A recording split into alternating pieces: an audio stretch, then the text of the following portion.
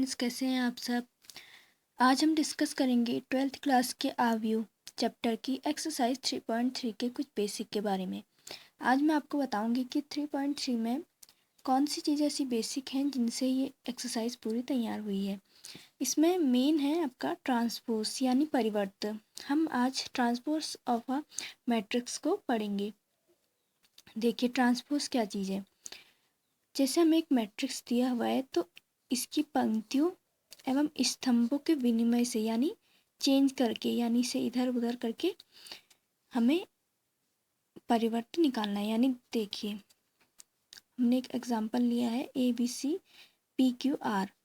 अब देखिए इसका परिवर्तन क्या होगा। परिवर्तन में क्या होता है, जो पंक्ति है वो स्तंभ में चेंज हो जाती है। दूसरी को भी हमने स्तंभ में चेंज कर दिया है और जो स्तंभ है वो पंक्तियों में चेंज हो जाते हैं। अब देखिए यहाँ पहली पंक्ति क्या थी ABC, तो इसका इधर स्तंभ क्या हो गया ABC। और यहाँ दूसरी पंक्ति क्या थी PQR, यहाँ PQR।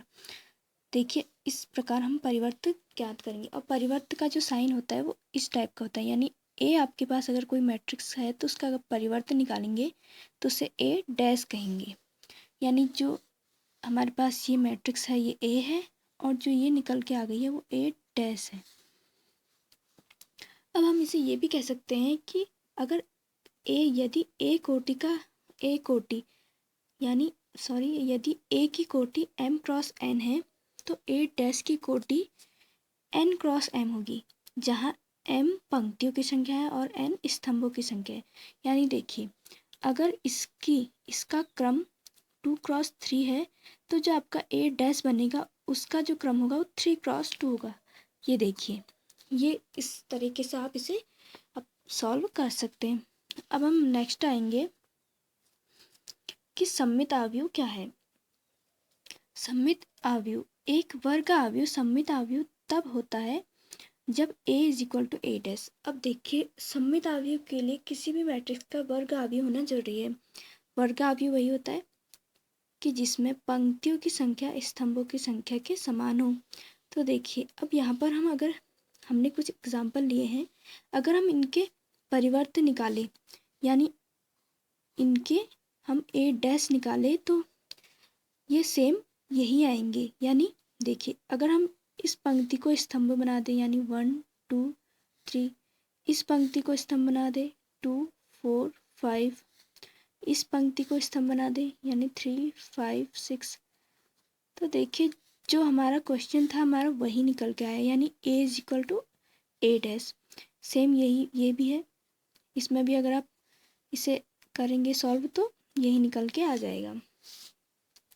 नेक्स्ट है विषम सममित अवयव। विषम सममित अवयव में भी सेम यही प्रोसेस है। बस देखिए इसके लिए भी पहले तो एक वो वर्ग अवयव होना जरूरी है। अगर वर्ग अवयव नहीं है तो हम उसे विषम सममित अवयव नहीं बता सकते हैं। तो देखिए वर्ग अवयव हमने एक लिया हुआ है, ये M क्रॉस N की कोटि का है यानी 3 क्रॉस 3 की कोटि का है। तो विषम सममित अवयव में क्या होगा, जो हमारा A डैश निकलेगा वो -A के होगा। यानी हमने एक एग्जाम्पल लिया है A है जहाँ पर हमने कुछ इसमें अंक भी लिखे हुए हैं।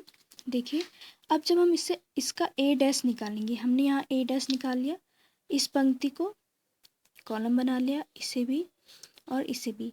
अब देखिए जो हमारा निकल के आया है वो कुछ इस टाइप का आया है कि अगर आप इसे माइनस से इंटू करते हैं यानी ये प्लस, जो माइनस के हैं वो प्लस हो जाएंगे और जो प्लस के हैं वो माइनस हो जाएंगे।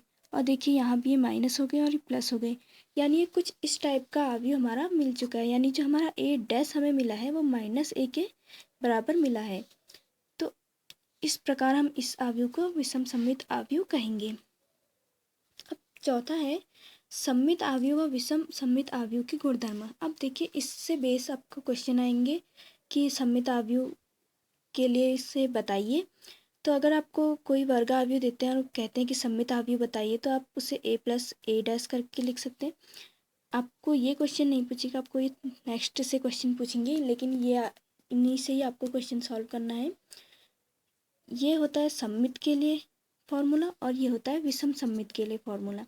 अब देखिए, अब आपसे पूछेगा कि सममित व विषम सममित आव्यूह का योगफल ज्ञात कीजिए। अब आपको क्वेश्चन में एक वर्ग आव्यूह देंगे और आपसे बोलेंगे कि सममित आव्यूह एवं विषम सममित आव्यूह का योग ज्ञात कीजिए। तो आपको जैसे पता है कि सममित आव्यूह के लिए ये फॉर्मूला है और विषम सममित आव्यूह के लिए ये फॉर्मूला है, तो आप इसे हाफ से इंटू करके जोड़ देंगे। इससे हमारा जो सममित और विषम सममित आव्यूह का योगफल है वो निकल कर आ जाएगा। एक्सरसाइज के क्वेश्चन मैं आपको नेक्स्ट वीडियो में बताऊंगी। अगर आपने मेरे चैनल को सब्सक्राइब नहीं किया है तो इसे प्लीज़ सब्सक्राइब कीजिए, लाइक कीजिए एंड शेयर कीजिए। Thanks for watching my video.